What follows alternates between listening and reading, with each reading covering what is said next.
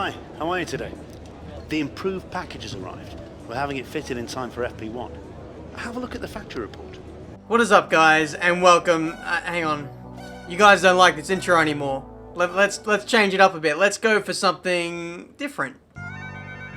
No, that's still not quite it. I'm on the hunt for a new intro, don't worry. But welcome, guys, to the Brazilian Grand Prix for F1 2017 Career Mode, the penultimate race of Season 2. And right there, you can see the development chart. We have a new upgrade in the way of weight reduction. So we've got the final minor upgrade on the car before we can apply a major upgrade. And that'll be done at the end of the next episode where we get the big bank of resource points. So yeah, heading into this race, I love Brazil. Up there is one of my favorites with Monaco in terms of just, you know, the track, the racing, my pace around here, and just how iconic this circuit is. Absolutely love going to this place, and I'm expecting big things from this Grand Prix, given that we've got a brand new upgrade on the car as well. So, heading into qualifying, for the first time in about 6 or 7 races, I struggled. I actually genuinely struggled in practice, and the pace was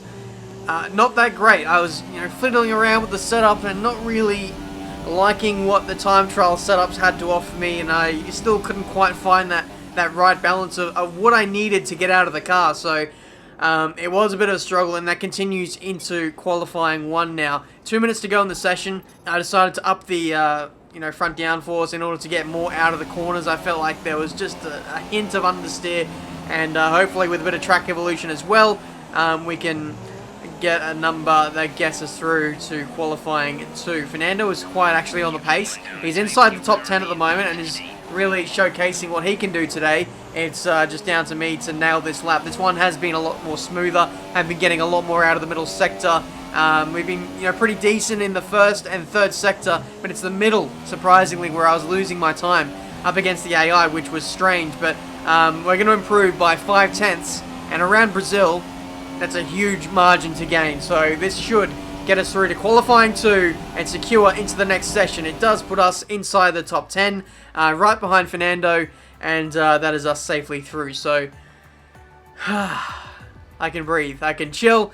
We've made it through. The setup change obviously did work, and hopefully we can just continue to build on that heading into the next couple of sessions. But the kind of trade-off by doing that is I used all my fresh sets in qualifying 1, so I didn't have much to fight with in qualifying 2. I gave it everything. I used every recycled set of super soft tyres, and in the end, we were only good enough for 13th place. Fernando actually went slower in Q2, believe it or not, versus Q1, so perhaps he was out of tyres as well, but at least he made it through. It's good to see that he actually out-qualified me for once, so if anything, yeah, I didn't do a good enough job in this qualifying session.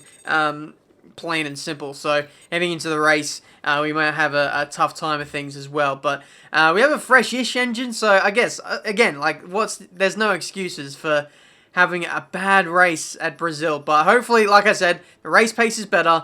We'll go to the Grand Prix now, and hopefully we can recover this. Well then, after an exciting qualifying session yesterday, let's take a look at how the cars line up.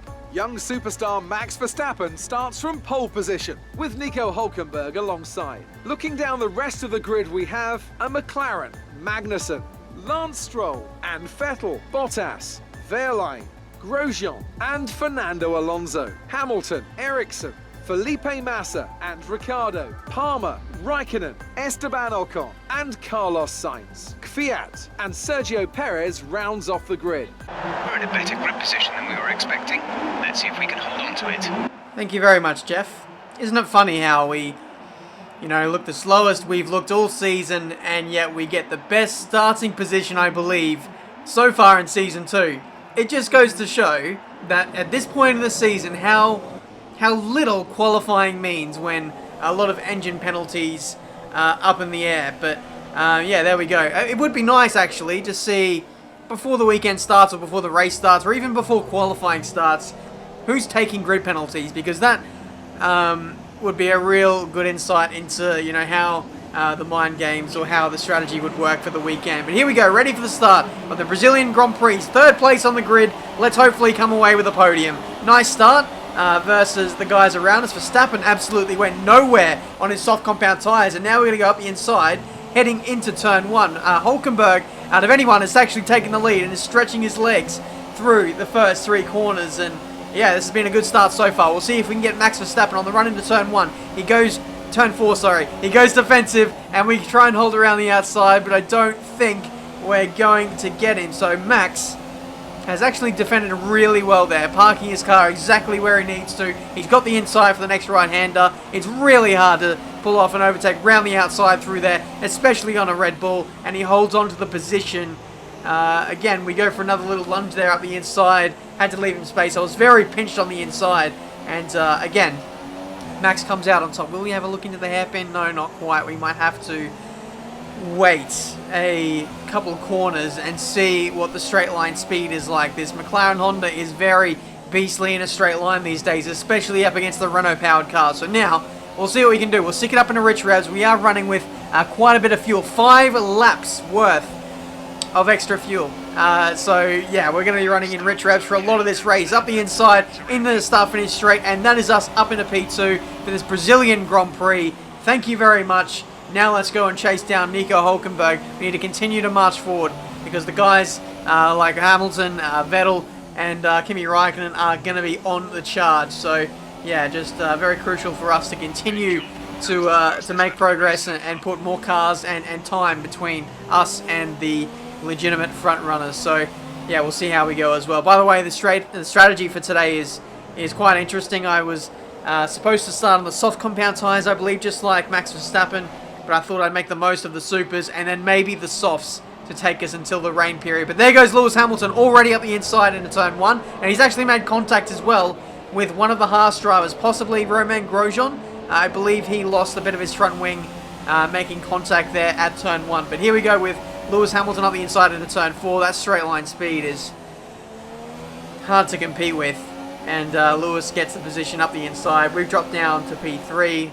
The only thing we can do now is hope to follow him through, but as you can see there, he's already taken the lead off of Hulkenberg, and the Mercedes around this track in particular is rapid. It's absolutely in another level. It's really outrageous to see how fast those Mercedes and Ferraris are around here, especially since, I don't know, maybe the McLaren isn't really working too well around here this weekend, but we stretched the super soft tyres all the way to lap 14, about 2 or 3 laps longer than what was anticipated in the race strategy, and that's simply just to make sure I can get to the end on these soft compound tyres, even if the rain is delayed by 5 to 10 minutes, or it takes a little while for the track to get a little wet. I do have that kind of fresher tyre up my sleeve so that I don't have to make an extra pit stop in this Grand Prix. I might have thrown away a couple of positions to the Red Bulls and both the Ferraris, but we may get those back later if the others around us have to make another stop before the rain hits. But here you can see Sergio Perez going up our inside into turn 1. He's freshly put on a set of super soft tyres, and that's why he is very pacey at this stage, especially with the straight line speed as well. The newly improved Force India is quite often the fastest car in the speed traps, and when you're dealing with a competitor like that, it's very hard to keep them behind in a race kind of scenario. But again, Sergio goes to the inside through turn 4. Again, nothing really doing for him there. Actually, no, he's actually going to get the move done. I thought he was done for. I thought on the outside he wouldn't really have a chance, but again, by the time we get to the fast right-hander, then he was pretty much squeezed out, and that was the end of that battle for now. He actually made a stop as well. Team radio. The rain is a few laps out yet, but it is coming. Be careful. Okay, thanks, Jeff. Even though it doesn't look like the rain is anywhere close in that shot a few minutes ago, the clouds are rolling in quite quickly, and we could see a very quick transition to light rain, maybe even heavy rain. You never know around here in Interlagos. It does come down fairly heavily when it does come down, but now you can see this is Daniel Ricciardo fighting away with Nico Hulkenberg, who was leading this race for a good portion. It is now battling away with Daniel Ricciardo, and looks like he probably won't even be in contention for the podium today, such is the pace of the Mercedes and the Ferrari powered cars. It just looks like today they probably undercut us and got us really just on the slide. But yeah, lap 29 now, the rain is starting to roll in, and we'll probably switch to intermediates in a lap or two's time. Even though the clouds are still not very dark and there's still hints of blue sky, it is still pretty treacherous out there. Sebastian Vettel is out of the Grand Prix. I believe engine failure for him. which might see a safety car. Probably not. The game doesn't like putting out a safety car when the track conditions or the weather conditions are really in a transitioning period. But meanwhile, we see Hulkenberg at turn 4, Guy Power inside, and he takes away P4 for us. A bit of a squeeze as well, as he gave us a little bit of a swipe, and we gained a little bit of momentum after that in the faster right-hander and got back up into P4. So it's really hotting up here in this Brazilian Grand Prix with 4 laps to go.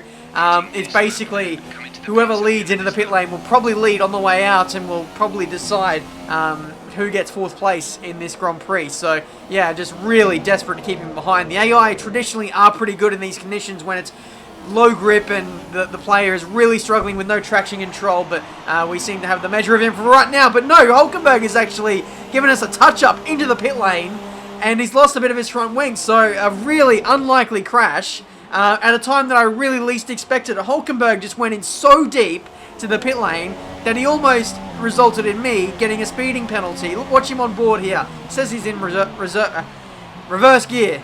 Finally got the words out. But he just went in way too quick. Way too quick. And that was completely his fault for losing his front wing. I feel like maybe I braked a little bit early, but I was pretty safe, pretty, I don't know, reasonable braking point that I took for the pit lane there. But as you can see there, we went crunch on one of the Toro Rosso pit crew. They'll be sitting out the rest of the season with their broken leg injury. But, you know, thank goodness for the ghosting system. Otherwise, that guy would have been in a whole world of trouble. But we rejoin on the track, intermediate conditions, and there's literally only 3 laps to go in this race. So, I don't know, if the rain would have struck another minute or 2 later, then some people might have gambled on staying out on dries for the rest of the Grand Prix. This is Bottas, meanwhile. He stayed out an extra lap on his soft compound tyres, and he lost about 10 seconds to us. And with the additional pit stop, he drops to P5. He was scheduled... No, he was behind us, but I don't know how that's worked out. We're back in P4 again. Lots of things are happening, including the Force India retiring right in front of us as a replay. Pulled off to the side, and unfortunately, the Toro Rosso driver was just an innocent victim there, and that was pretty much his race ruined. We have another yellow flag incident here. This is for Max Verstappen, and at pretty much the final corner, he stopped there, and he's out of the Grand Prix as well. So just a big flurry of drivers dropping out of the race like flies. I think we're getting to the end of the season now. People are really stretching their engines, and some of them just can't quite make it to the end, which is really annoying for those guys. But Lewis Hamilton wins the Brazilian Grand Prix, and with that, he has won his 4th World Drivers title. Congratulations, Lewis. Nice Mercedes OP. Are we looking to challenge you this time next season? We'll see how that goes, though. But through the final corner now, it looks like it's going to be P4 for us. Couldn't even burn all the fuel. We're still a lap and a half over on fuel, so made a little bit of a mistake there with the race strategy and all that. But in the end, 4th place, 12 points, can't complain. Thank you for all your hard work out there. That was a strong drive and a good finish. Well done. And so the celebrations begin, and well earned they are indeed. It may have looked simple at times, but as any racing driver will tell you, competing at this level, at the very top, is anything but simple. There's no catching them now then. We have a new World Drivers' Champion.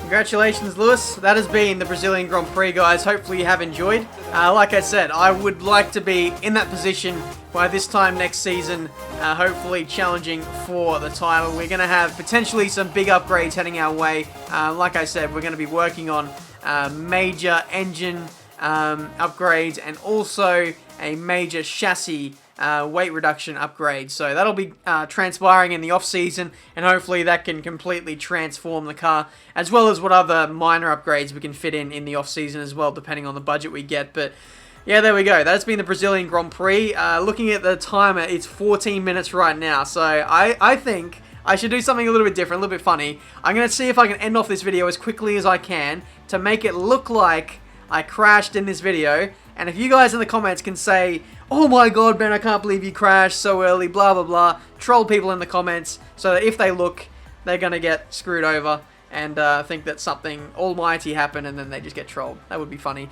But either way, it's 5th place in the driver's standings. I think still 5th in the 4th in the constructors. We haven't taken Force India. So heading into the finale of Abu Dhabi, we just need to manage both those Force India drivers and make sure we outscore them. I'm not too sure about Alonso. We'll have to wait and see though. Abu Dhabi should be a pretty strong track for the McLaren, seeing as there's lots of slow speed corners there. We should come into our own with the chassis, but we'll have to wait and see. That's it for today. Thank you so much for watching. Leave a like if you enjoyed. Subscribe to the channel if you're new to see plenty more F1 2017 content. And until the next one, the season finale of Season 2, I'll see you next time.